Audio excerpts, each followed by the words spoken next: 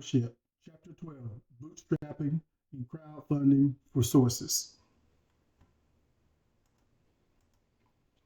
What is bootstrapping? Starting a business with little funding. 7 components of bootstrapping model. We look at the 7 components. We're looking at your why statement. Start with means at hand. Describe the idea today. Calculate the affordable loss. Take small action. Network and enroll others in your journey. Build on what you have learned. Turning to the 3 F's. This is friends, families, and fools. This is a lot of times where people will go to, they get their funding to start their business endeavor.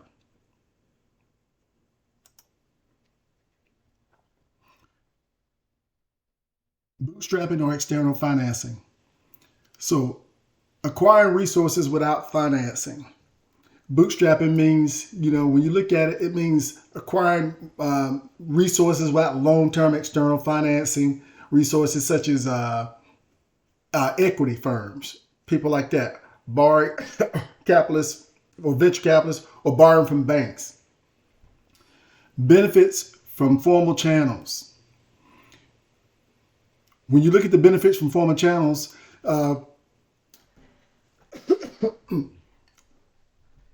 you think of it gets you access to money, something that when you think in terms of trying to get something from individuals, there's not formal channels. Sometimes that can be difficult.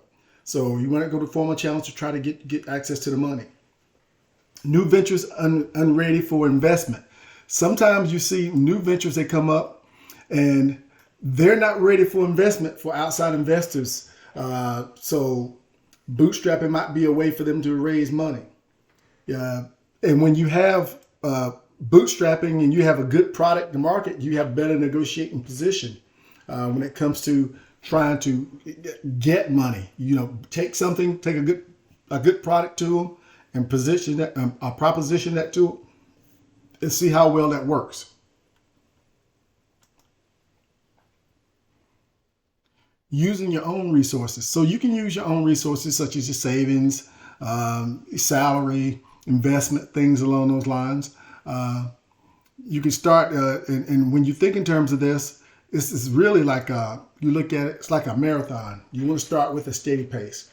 You want to get going and kind of work with it and kind of go with and keep a steady pace. Don't give up. Don't try to go too fast, but don't go too slow. And sweat equity is a term you use. Is basically you are doing the work yourself.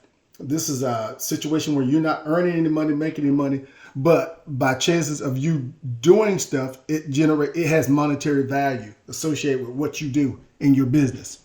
I'll give you an example. Some people, you find some first time home buyer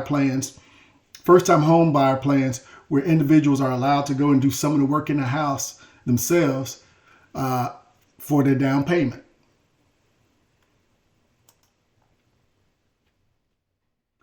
So crowdsourcing raises cash from large audiences. So when you look at this, crowdsourcing, it raises cash from a lot of large audiences. Crowdsourcing gathers talent, labor, capitalize on information, resources. So when you look at large audiences and stuff, you can think in terms of something like the internet. You think in terms of raising money from customers.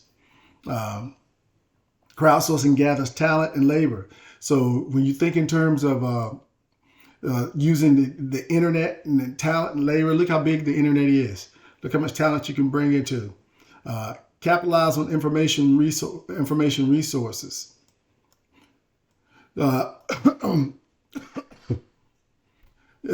Social media. That's the best example. Capitalize on information resources.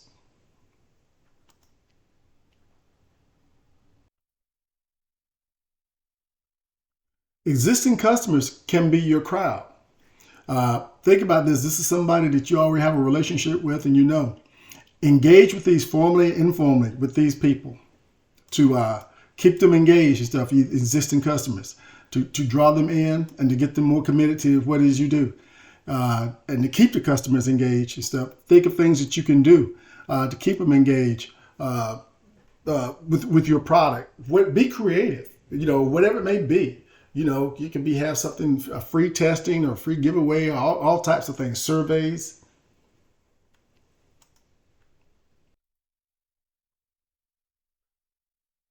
So when you think of crowdsourcing to reduce labor costs, it does not incur much overhead. You think in terms of, like, in some countries and stuff, you have the benefit of lower cost labor in some countries. Uh, when you think in terms of innovation solutions to problems, and when it comes to development and testing, and also you find in some countries you have this pay per task model. So again, reducing labor costs. Basically, you only pay for somebody to do a specific task for you.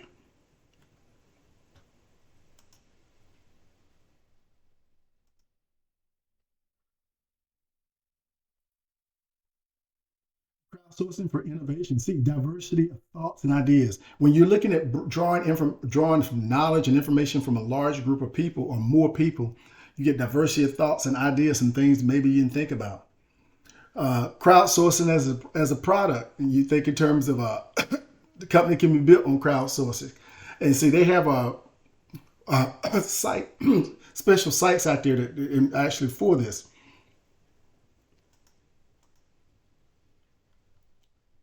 Factors contributing to the growth of crowdsourcing. When you think in terms of that, you have several factors. You look into the growth of. You can have fundraising, number of platforms that grow a big economy, growth in social media campaigns, uh, raise billions for businesses. You have these sites out there who are specifically designed to help with crowdsourcing, and they've raised billions for billions. Democratized method of raising money. So you find in this country, in Canada, they're the leaders when it comes to crowdfunding for business endeavors. And if you think in terms of some other countries and stuff, that if you got outside of the U.S. and Canada, you might want to be leery of that place. To give you an example, like Russia or China, to do something like that, because there's a good chance you could get ripped off. So types of crowdsourcing sites that I referred to earlier. Kickstarter is one of the most established, and this is one of the biggest, and probably the biggest and most well-known in the world. It was formed in 2009. It's a U.S.-based company, and they've helped fund a lot of different businesses through crowdfunding. How they make their money is they charge a percentage of funds collected, and they also charge fees for processing and things along those lines. Uh, they have expectations of money being raised, so they expect money to be raised, and as a result, the money being raised is how they make some of their money. Now, we have 5 basic rules when it comes to this. Projects must create something to share with others. Projects must be honest and clear. Projects can't offer equity, revenue sharing, or investment opportunities. Projects can't fundraise for charity. Projects can't involve prohibited items.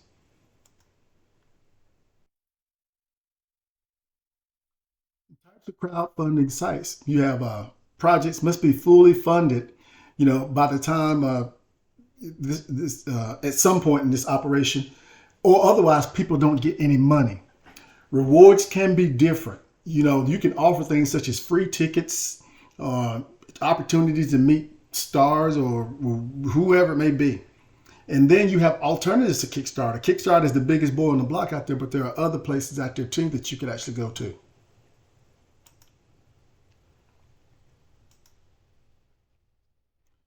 Equity crowdfunding, opportunities to become shareholders. So now you're looking at situations where people looking at, become shareholders in your operation where it becomes profitable. U.S. sites provide investment opportunities. So there are multiple sites in the U.S. where people can go to find these different places uh, to do crowdfunding for you.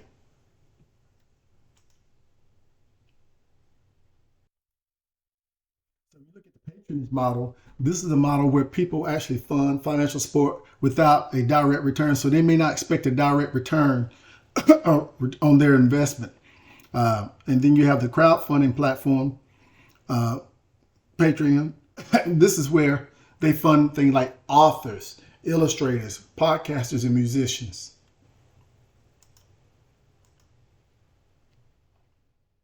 The lending model, funds offered as loans.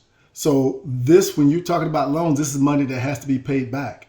And now there are different types of loans. When you look at that, interest paid on the loan, reimbursement, revenue.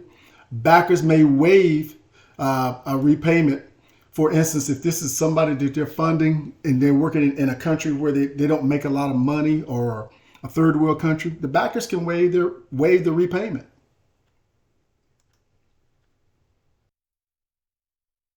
The reward-based crowdfunding, obviously, is self-explanatory. At some point, the backers are going to get some type of rewarding the backers for their support. Take the form of unique offerings, so there could be any number of offerings that you may be able to provide to them, but there's going to be some type of reward in it for them. The investor model, giving backers equity in the business, buy or take shares of profit in the future business. So this is where people actually be able to get equity in the business and get involved in the business that way. They can either buy shares, equity, and let's say that you don't have any right now. What they can do is buy or take some shares of profit from you in the future. Advantages of crowdfunding for global entrepreneurs: judging customer interest. So when you look at the advantage of, you can judge customer interest, you get a chance to actually do market analysis and make inquiries to figure out what is the customer interest. You can build on early relationships that you've already had, previous relationships. Customers will help promote the offering. Bottom line is this, you can get the customers in there, and word of mouth, it's always good. Marketing before the product hits, this is even great too. Provide photos and pictures and get stuff out there before it hits to get people to anticipate what is coming.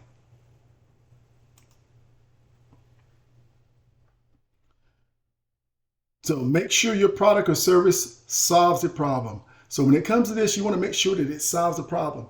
In order for people, to want to get involved in the crowdfunding, you have to show them that, hey, we have something that provides, there is a problem, here's a solution.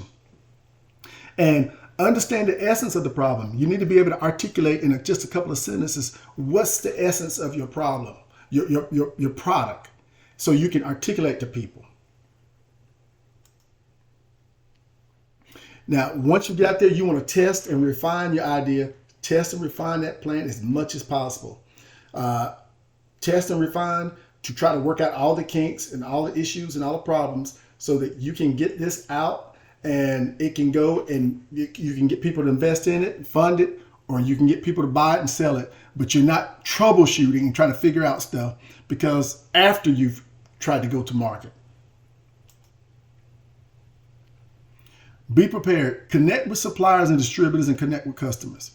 You want to establish, when you get started up front, connect with people up front. Who are your suppliers? Who are your distributors? You want to be able to make sure that you are getting enough from your supplier and distributors so that you can actually present a product that actually meets the demand. Connect with the customers. Talk to them and see what they think. Let them touch it, feel it, kick it, take it around the block, whatever else. Find out from them. The customers will always give you honest feedback. Seek and accept advice. Others know the process. Find people who understand the process. Find people who've actually traveled down the path that you're trying to go, and take their advice. Request feedback from them, from those individuals and stuff, and be receptive to positive or negative feedback. Even negative can be good if it helps you correct errors and see things that you're not seeing. Start socializing your campaign early. Spread the word. Use social media. Prototype drawings. So get out there, do the marketing that we talked about earlier. If you have a product or whatever, put out prototype drawings. Use social media. Use your networks that you may have, with the professional networks.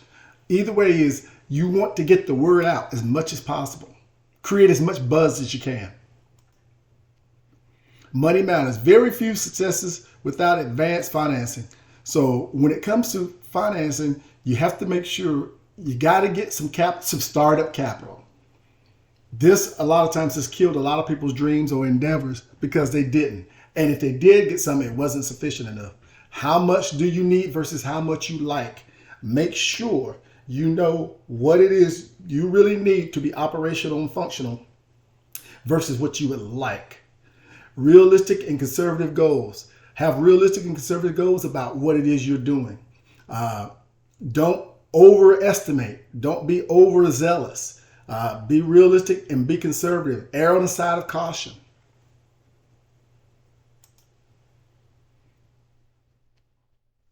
Videos are big. Campaigns with videos earn probably 105% more for funding.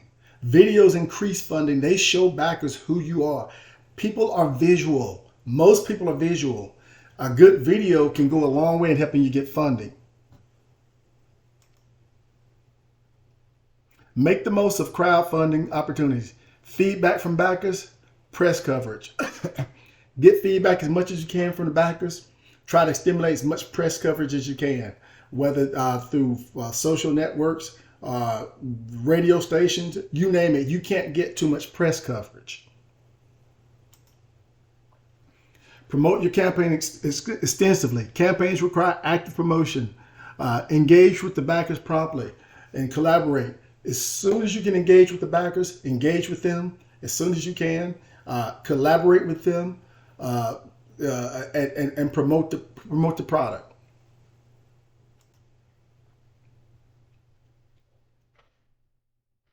When it comes to commit to and manage your campaign, there are some things you want to get. Managing a popular campaign, you want to make sure that your campaign is popular. Manage it. Get out there and get on top of it. Make sure it's popular. Some problems you can run into: delays or failure to deliver. This can create issues for you, and some people go out of business as a result of that. These failures can cause bad feeling amongst other people or consumers or stakeholders or backers. That can damage your reputation. Your reputation gets damaged, and you got a serious problem. And just most importantly, just be honest with people. If it's something with your backers, if it's something that may not be the best news in the world, but tell them, be transparent. Transparency can be your best friend. That concludes chapter 12.